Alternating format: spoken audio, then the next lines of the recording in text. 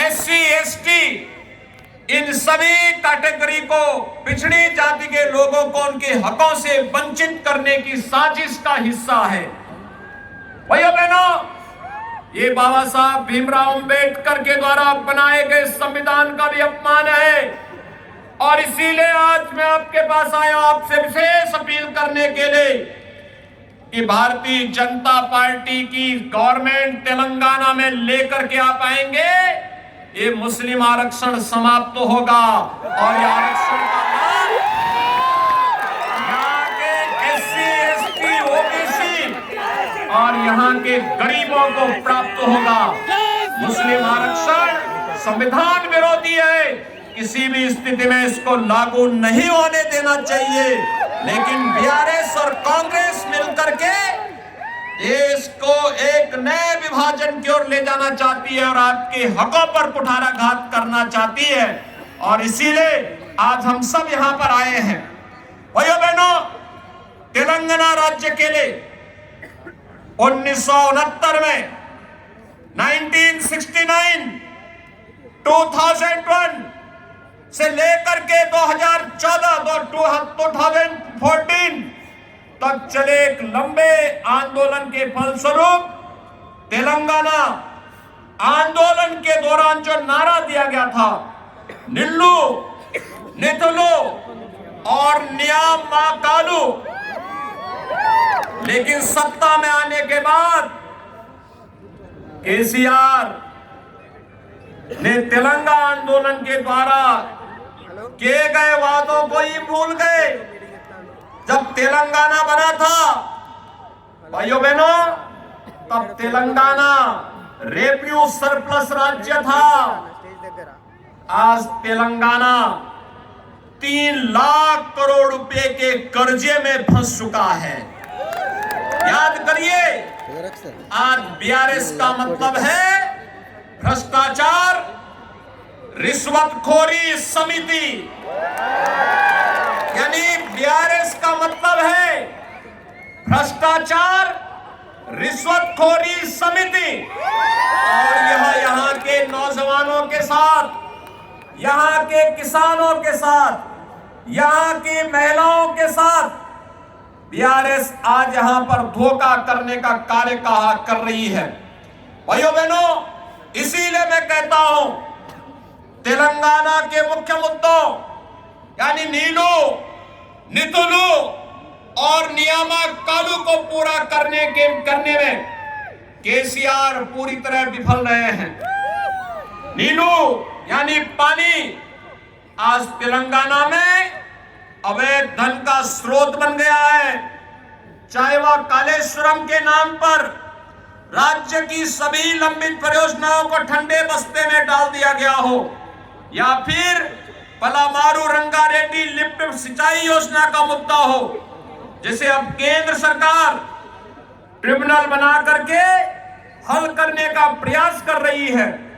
नितुलू यानी पैसा, परिवारों ने बैंकों से पैसा निकाल लिया है, जिसके चलते अमीर राज्य एक ऋण राज्य बन गया है। आज यहाँ पर केवल कर्जा है, राज्य पे कर्जा है।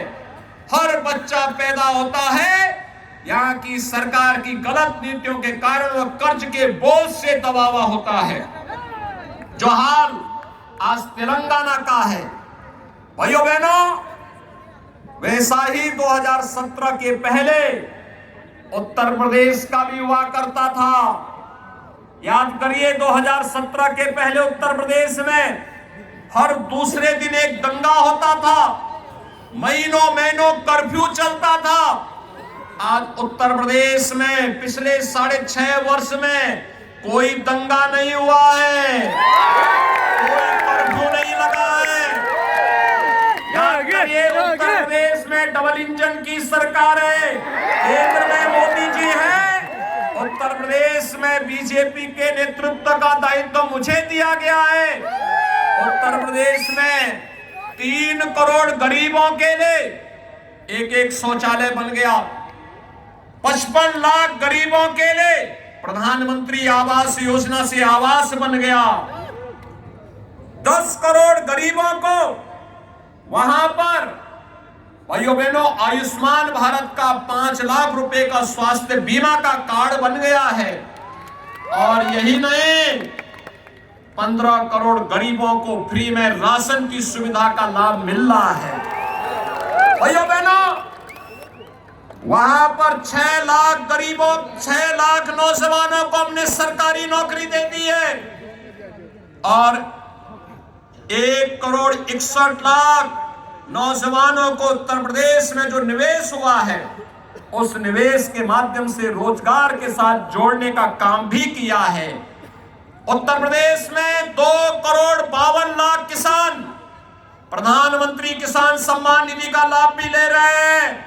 लेकिन भाइयों बहनों, आपके तेलंगाना में यहां का नौजवान भटकने के लिए मजबूर है, यहां का किसान आत्महत्या करने के लिए मजबूर है, क्योंकि यहां की सरकार केवल शोषण कर रही है। यहां पे पेपर लीक की घटनाएं हो रही हैं। आप मुझे बताइए कि जो मुख्यमंत्री और जो सरकार परीक्षा नहीं करा सकती, क्या वे राज्य का संचालन कर सकती है क्या? भाइयों बहनों, आपने देखा होगा मोदी जी के नेतृत्व में, मोदी जी ने गत वर्ष कहा था 10 लाख नौकरी देंगे, 6 लाख नौकरी अब तक दे दिए हैं। और भाइयों बहनों, बहुत शीघ्र 4 लाख नई नौकरी भी इनके माध्यम से आ रही है। फुल प्रूफ व्यवस्था है, सभी लोगों को इसके लिए लाभ मिल रहा है। भाइयों बहनों, आज तेलंगाना में चाहे वह बीआरएस हो या कांग्रेस या बीएसपी, ये सब एक ही थैले के चट्टे बट्टे हैं, कोई अलग नहीं है। ये सभी एक साथ जुड़े हुए हैं। इसलिए आपने देखा होगा कांग्रेस से जो विधायक चुने गए थे, वे बीआरएस का सपोर्ट कर रहे थे और उनका एक विधायक मंत्री भी बन गया था। एक दूसरे से मिलकर के चुनाव लड़ रहे हैं। दोनों पार्टियों के पास सहयोगी के रूप में एक कॉमन फ्रेंड है, और वह कॉमन फ्रेंड का नाम है MIM। MIM आप देखते होंगे ना, वह भी कॉमन है। दोनों जिस तरीके से बोलने का प्रयास करते हैं, और उनके कारण आज तेलंगाना यहां पर निजाम से मुक्ति के दिवस को नहीं मनाने देती है यहां की सरकार। भाइयों बहनों, भारतीय जनता पार्टी ने आपसे वायदा किया है, बीजेपी की गवर्नमेंट तेलंगाना में लेके आई है, और तेलंगाना में लेकर आकर के निजामशाही से मुक्ति दिवस को एक राष्ट्रीय दिवस के रूप में मनाने के लिए भारतीय जनता पार्टी यहां की जनता जनार्दन के साथ मिलकर के कार्य करेगी। और भाइयों बहनों, इसीलिए आज हम सब आपके पास आए हैं कहने के लिए, प्रधानमंत्री मोदी जी के नेतृत्व में आज हम एक नया भारत देख रहे हैं। यह भारत वैश्विक मंच पर जिसका सम्मान बढ़ा है, यह भारत जिसने वैश्विक मंच पर 142 करोड़ लोगों को सम्मान दिलाया है, यह भारत नया भारत है जिसमें सम्मान भी है तो सीमाओं की सुरक्षा भी है। आज कोई दुश्मन भारत की तरफ टेढ़ी निगाहों से नहीं देख सकता है। भारत आज के दिन पर छेड़ता नहीं, लेकिन अगर कोई भारत के अंदर आतंकी वारदात को अंजाम देता है तो भारत उसको छोड़ता भी नहीं है। आज यह भारत है नया भारत। इस भारत में गरीबों का कल्याण भी है। भाइयों बहनों, अगर कांग्रेस की गवर्नमेंट होती तो क्या कोविड के दौरान कोरोना महामारी का जो वैक्सीन आया था, क्या कांग्रेस वैक्सीन दे पाती? नहीं दे पाती। कांग्रेस फ्री में राशन की सुविधा का लाभ दे पाती? मोदी जी 3.5 वर्ष से फ्री में राशन दे रहे हैं और अगले 5 वर्ष तक राशन की सुविधा लगातार जनता जनार्दन को मिलता रहेगा। भाइयों बहनों, मोदी जी के कारण इंफ्रास्ट्रक्चर के नए नए कार्य आ रहे हैं। कहीं हाईवे, कहीं रेलवे, कहीं एयरपोर्ट, कहीं एम्स, कहीं आईआईटी, कहीं आईआईएम, कहीं हर घर नल की योजना लागू हो रही है, कहीं पर अन्य तमाम कल्याणकारी योजनाओं को लागू करने का कार्य भी किया जा रहा है। और इसीलिए आज मैं आपके पास आया हूं कि मोदी जी के नेतृत्व में गरीब कल्याण भी है, उनके एजेंडे में भाइयों बहनों विकास के कार्य भी हैं, इंफ्रास्ट्रक्चर के बड़े बड़े कार्य भी हैं, वो देश की सुरक्षा भी कर रहे हैं, देश का सम्मान भी कर रहे हैं और आपकी आस्था का भी सम्मान कर रहे हैं। मुझे बताइए, अयोध्या में राम मंदिर का निर्माण क्या एक कांग्रेस और बीआरएस के लोग कर पाते? आज हो रहा है ना अयोध्या में राम मंदिर से, आप भी खुश है ना? और इसलिए भाइयों बहनों मैं यहां पे आपके बीच आया हूं आपसे कहने के लिए, बीएसपी ने भी यहां पे अपना प्रत्याशी उतारा है और मैंने सुना है कि बीएसपी का प्रत्याशी यहां केवल वोट काटने के लिए उतारा गया है। एक तरफ कांग्रेस और बीआरएस बाबा साहब डॉक्टर भीमराव अंबेडकर जी के बनाए संविधान का अपमान करने पे उतारू है। संविधान में अनुसूचित जाति जनजाति के लोगों के लिए आरक्षण की व्यवस्था है और उनके आरक्षण पर डकैती डाल करके मुस्लिम आरक्षण की घोषणा इन्होंने मिलकर के यहां करवा दी। ये बाबा साहब भीमराव अंबेडकर का अपमान है। ये कांग्रेस और बीआरएस और बीएसपी यहां पे केवल एक दूसरे को मदद करने के लिए खड़े हैं। उत्तर प्रदेश असेंबली में 403 सीट है, बीएसपी के पास एक सीट है, मात्र एक। जब उनका खोटा सिक्का यूपी में, जब यूपी में नहीं उनका कुछ अता पता है तो उनका खोटा सिक्का क्या तेलंगाना में चलेगा क्या? कतई मत चलने देना। बाबा साहब भीमराव अंबेडकर को सम्मान मोदी जी ने दिया है, पंचतीर्थ मोदी जी ने बनाए हैं और इसलिए भाइयों बहनों बाबा साहब भीमराव अंबेडकर का कल संविधान बनाने का दिन है 26 नवंबर।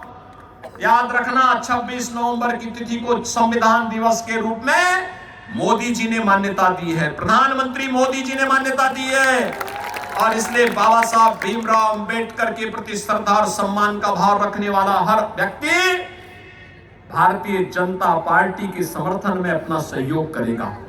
और इसीलिए आज मैं आपके पास आया हूं भाइयों बहनों आपसे कहने के लिए, भारतीय जनता पार्टी ने अपने प्रत्याशी यहां पर आपके बीच में उतारे हैं। मेरी आप सबसे अपील होगी कि भाइयों बहनों बीजेपी ने गेलिपिस्तम नव तेलंगानो शिष्टदान मी वोटू कमलम गुरुतुके कोरु तनुनानु। और भाइयों बहनों इसके लिए मैं आपके पास आया हूं कहने के लिए, बीजेपी रावाली बंगारू तेलंगाना स्वप्नम साकरी चाली। मैं भाइयों बहनों आप सबसे अपील करने के लिए आया हूं, भारतीय जनता पार्टी ने डॉक्टर पल्लई हरीश बाबू को सीरपुर से अपना कैंडिडेट बना करके आपके बीच में उतारा है। हमारे प्रत्याशी हैं यहां से और श्री आत्माराम नायक हैं आसिफाबाद से। भाइयों बहनों श्री आत्माराम नायक ये दोनों बीआरएस के खिलाफ, उनकी जन विरोधी नीतियों के खिलाफ लगातार लड़े हैं, उनकी तुष्टीकरण की नीतियों के खिलाफ, उनके भ्रष्टाचार के खिलाफ लड़े हैं। आपको याद होगा आत्माराम नायक पे तो बीआरएस ने 80 मुकदमे दर्ज कर दिए, झूठे मुकदमे दर्ज करके उन्हें बदनाम करके उन्हें प्रताड़ित करने का काम कर रही है। लेकिन आने दीजिए बीजेपी की गवर्नमेंट को, भाइयों बहनों इसका हिसाब भी बराबर चुकता होगा। इसीलिए मैं आज आपसे अपील करने के लिए आया हूं, भारतीय जनता पार्टी के प्रत्याशियों को विजयी बनाने की अपील करने के लिए आया हूं। और बदले में मैं आपसे अपील करने के लिए आया हूं, कांग्रेस के लोग और उनके सहयोगी कहते थे ना कि अयोध्या में राम मंदिर नहीं बन पाएगा, बोलते थे ना, और हम पहले से कहते थे कि मोदी है तो मुमकिन है, बोलते थे ना। भाइयों बहनों, आज अयोध्या में डबल इंजन की सरकार है, वहां विकास भी है, सुरक्षा भी है, कोई कर्फ्यू नहीं है, कोई दंगा नहीं है, कोई गुंडागर्दी नहीं है, रोजगार भी, नौजवानों के लिए नौकरी और रोजगार भी है, किसान का सम्मान भी है, गरीब का कल्याण भी है। और भाइयों बहनों, उत्तर प्रदेश आज रेवेन्यू सरप्लस राज्य भी बनकर के उभर गया है। उत्तर प्रदेश में राम मंदिर का निर्माण भी हो रहा है और 22 जनवरी 2024 को प्रधानमंत्री मोदी जी के कर कमलों से अयोध्या में रामलला विराजमान होने जा रहे हैं। 22 जनवरी 2024 को के बाद सिरपुर और आसिफाबाद से कितने लोग हैं जो अयोध्या आने के इच्छुक हैं? अयोध्या कितने लोग आना चाहेंगे?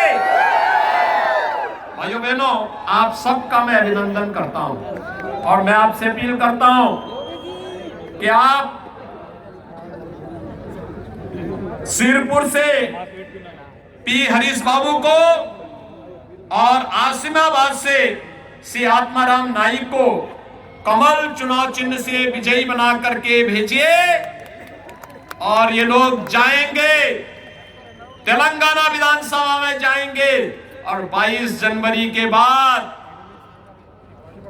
आप सभी भाइयों और बहनों को आपका आशीर्वाद इनको मिले और प्रभु राम का आशीर्वाद दिलाने के लिए आपको लेकर के अयोध्या की यात्रा पे आएंगे। अयोध्या में मैं आपके स्वागत के लिए आपका इंतजार करूंगा, आपका इंतजार करूंगा। आप सभी सहमत हैं? सभी लोग सहमत हैं? तो मेरे साथ बोलेंगे, भारत माता की